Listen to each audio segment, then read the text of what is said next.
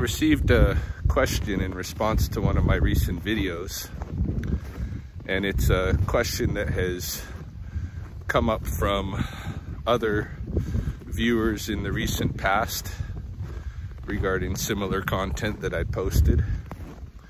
And it's a question that is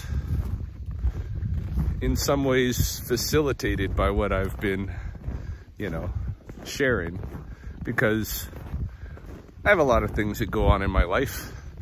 I don't film everything. I don't document everything. I think for the most part, what I document are projects that I'm working on, challenges that I'm working through,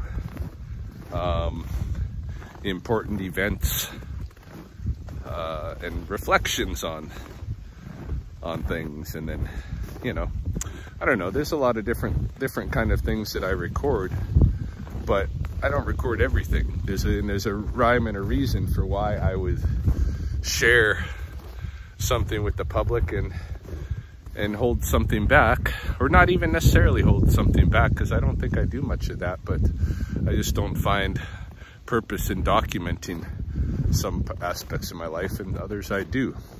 But part of that is my relationship with the viewership, right? And I think the question that I was asked has to do with some content that I post there, kind of subliminally, purposely, to prompt the question, because that question itself is a project, part of a project that I'm working on mentally. And what I'm talking about is, somebody asked me, why do you still go and shovel snow and mow the lawn and such at your ex's place? Why are you doing work over at your ex's house? And that's a good question. There's a simple answer to it. There's kind of a legalistic answer to it, and that has to do with how I got to doing that work over there in the first place, which was that Mahoney is not going to do that work herself and can't afford to hire somebody to do it. She's not going to do it herself because she has a very crippling rheumatoid arthritis condition. She's had it for decades, but she's got the condition under control to a certain extent. But if she pushes herself like that to do, the kind of maintenance work around the lawn that needs to be done on a weekly basis or so, she'll actually, her body will respond in negative ways. And so she's not going to do it. And at one point, several months back, there were things that needed to be done to such an extent that neighbors started to complain to the city, and the city contacted me because I'm still owner of the house, co-owner of the house. But people at the city know me, so they asked me what should they do, and I told them I would, they should send Mahoney a notice as normal, but I would talk to her and see if I could go and take care of the problem, the complaints. And so I did that, and ultimately what came about was that Mahoney agreed that it would be okay if I did the gardening around and the outside, the exterior maintenance of the house, right? If I was willing to take care of that, she would allow me to be there and do that. And that would fix the problem. And it has. I've been taking pretty good care of that place. There won't be any more complaints. But still the question, like, why am I willing to do that?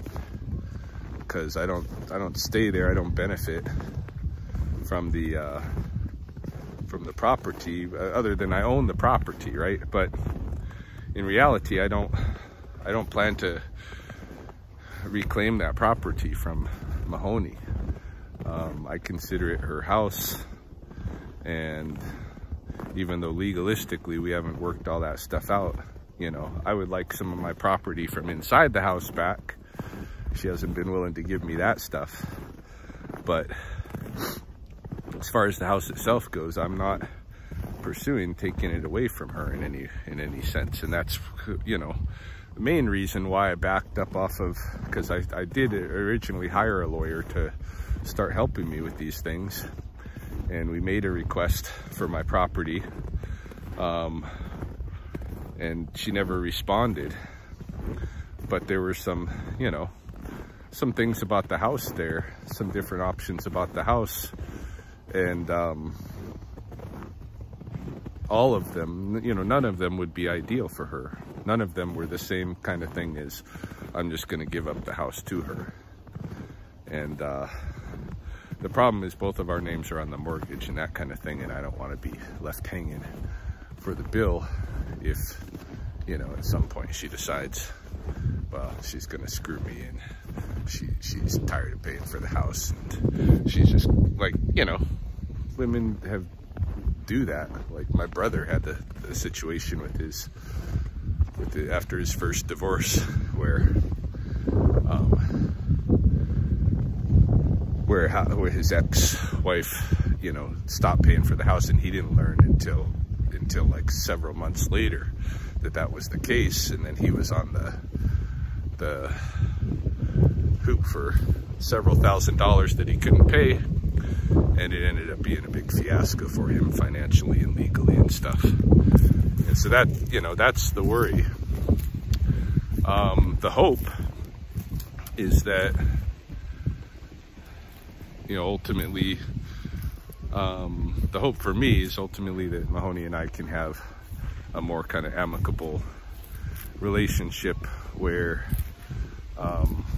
and understanding about like what our relationship is, and not, you know, around the house and around everything else, because there's more than just the legal aspects to why I go over there. There is, you know, if people are wondering, there is. I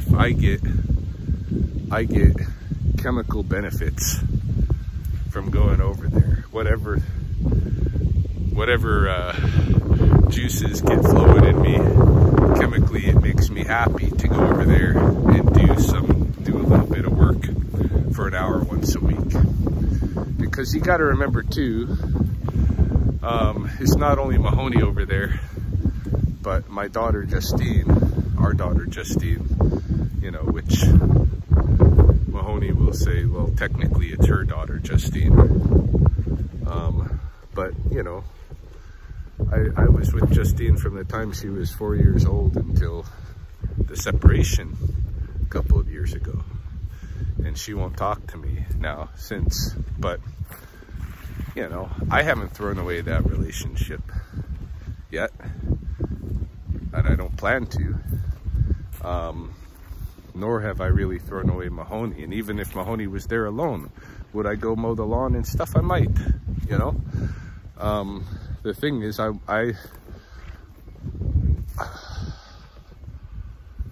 know, I still love them, of course.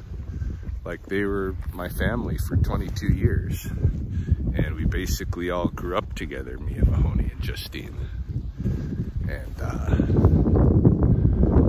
you know, although Mahoney and I are separated and divorcing, to me, it doesn't necessitate having bad relations with them.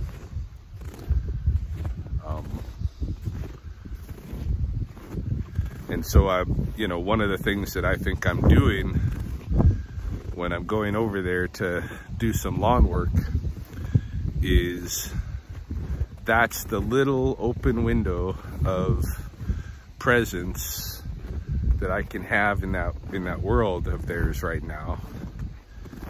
And if that's what I can have, I'm happy to take it. And you know, and it's a funny thing anyway. Like, it's a kind of a romantic thing anyway. I mean, I wonder, like, you know, how long they can go not talking to me and still, you know, thinking of me as a scumbag and such, while I'm going over there doing the weekly gardening. They could potentially do it forever. And that's another thing, like, this comes right down to the brass tacks. Like, you know, both Chelsea and I still really strongly have love for our exes. You know, we're like spirit linked to them, but we don't want to be with them, you know. We've done that, and you know, in both cases, those relationships deteriorated, and largely because of like communications issues and differences in approaches.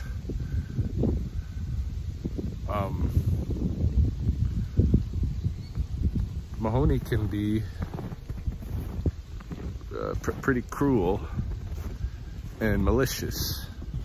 You know, I'm not trying to talk shit about her, but she thinks fighting in relationships is healthy.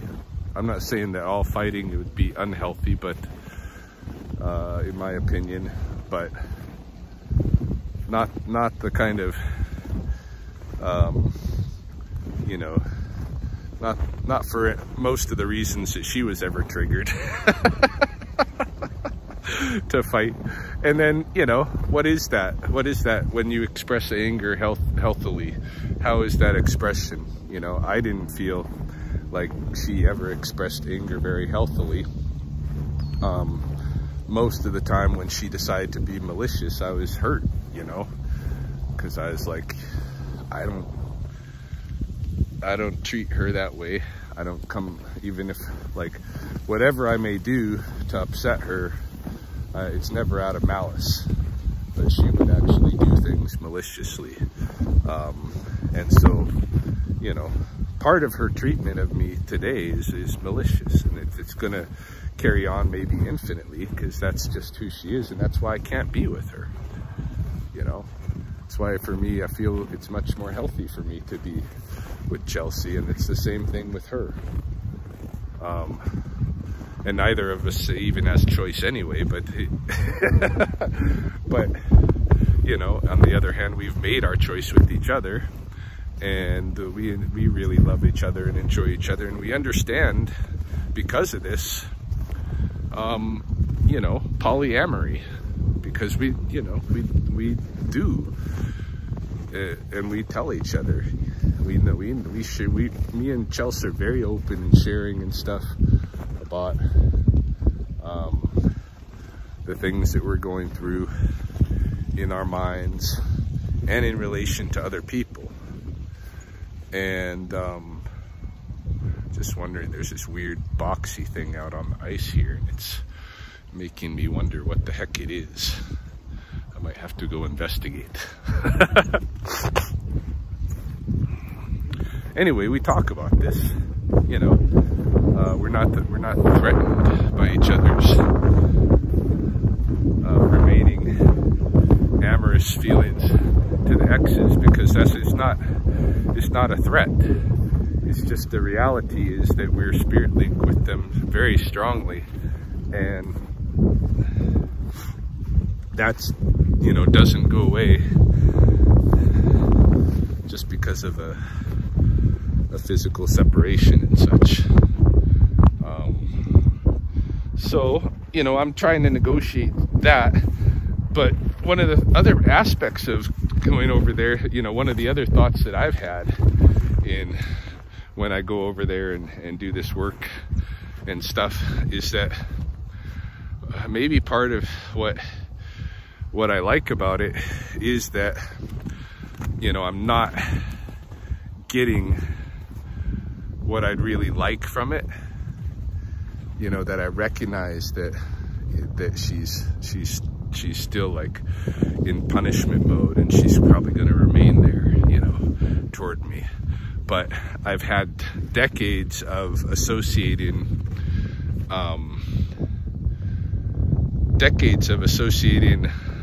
love with that kind of treatment, such that, you know, like Chelsea doesn't treat me that way, and I don't want her to. And you know, one of the hallmark features of our relationship, I think, is that we're much more kind of like friendly with one another and not interested in you know, fighting as a big part of our way of relating to each other and stuff. But part of me craves some of that kind of attention in a weird way. And so I've sought it not only in this way, but I've sought it out in a couple of other ways to get that kind of negative attention, in a sense, because I get something, a chemical benefit from it, like I'm saying, because it's associated to me with love in a weird, twisted way. It looks like this is some kind of, somebody left like a glass aquarium out here. I think this is a release. Maybe they brought out something out here and released it. That's a glass tank. People releasing their pets into the river, ditching the tank. Well, if it ices up stronger over here, ultimately myself or somebody will come and take that tank. I don't want to get wet at the moment, nor do I feel like hauling it. Bring a little sled or something like that.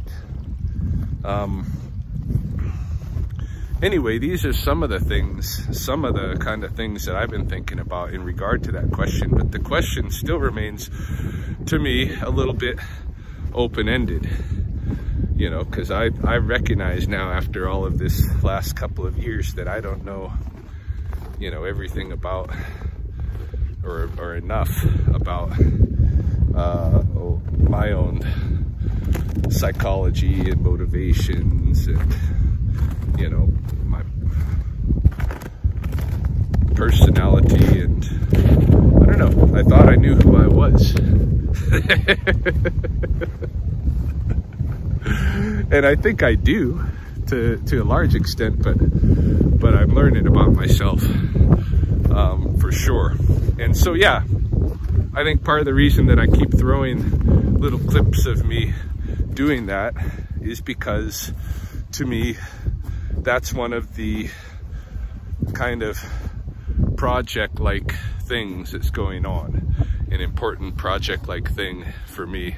It's something that it's got my thoughts all engaged in it. And so when I have something like that, that's what I like to document. But I'm grateful for the question, and this is like what's nice and a big part of the, you know, why I share on YouTube you know, stuff from my personal life, and because a lot of people don't understand that either. You know, I've had lots of relatives and stuff here who don't understand, you know, why I show things on YouTube about my family life and stuff. And to me, I think this is like part of my process, eh? If I didn't have to answer to the little audience that I've been grooming, then maybe I wouldn't answer at all, or maybe I wouldn't even try to answer. Maybe I wouldn't do the work that I do, thinking about it myself, trying to organize those thoughts in any way that I might articulate them like this. And so it's a process for me of learning when I present things, not only originally, but when then I'm asked about them in deeper ways, then I have to go through that work. And that's, you know, that's part of why I throw stuff out there, is to prompt that work for myself, you know, to make myself a little bit more accountable, right? Because you know, now I've put it out there. It's like saying you're going to do something public, announcing something publicly, right? Then you're going to have to do it, or you look pretty foolish. So